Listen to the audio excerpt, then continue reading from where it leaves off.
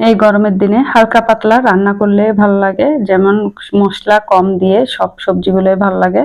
এখন কিন্তু যে শসাটা বের হয়েছে ওটা দিয়ে তরকারি রান্না করলে খুবই সুন্দর হয়, আর গরমের মধ্যে প্রশান্তি মিলে। তো আমি আজকে শসা দিয়ে, ডাল দিয়ে আর চিংড়ি মাছ দিয়ে রান্না করব। এখানে আমি প্রথমে রসুন কুচি দিয়ে দিয়েছি। রসুন কুচিটা একদম লাল হয়ে আসলে পেঁয়াজটা দিয়ে দিয়েছি, দিয়ে বেশ কিছুক্ষণ নাড়াচাড়া করে কষিয়ে নিয়েছি। এখন পরিমাণ মতো লবণটাও দিয়ে দিব। লবণটা দিয়েও আরো কিছুক্ষণ নাড়াচাড়া করে এখানে সামান্য পরিমাণে হলুদ গুঁড়া আর সামান্য মরিচের গুঁড়াটা দিয়ে দিচ্ছি। একদম সামান্য পরিমাণে দিলেই হবে, কারণ কাঁচামরিচ দিয়ে রান্না করব। আর একটু সামান্য জিরার গুঁড়াটা দিয়ে দিয়েছি।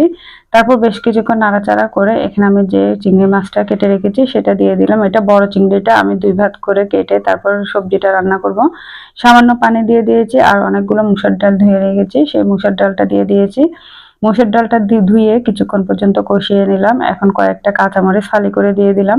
তারপর পানি দিয়ে আমি একটু ঢাকনাটা দিয়ে কষিয়ে তারপর আমি এখানে বলক উঠে আসলে তারপর যে শসাটা কেটে রেখেছি সেটা দিয়ে দিলাম। এটা এবার নাড়াচাড়া করে কিছুক্ষণ পর্যন্ত রান্না করে নিলে হবে। এরপর এটা হয়ে আসলে একটু রসুন তেল বাগারে দিয়ে দিবেন, তাহলে কিন্তু খেতে খুবই ভালো লাগে, ঘ্রাণ হয়। আর ধনিয়া পাতা দিয়ে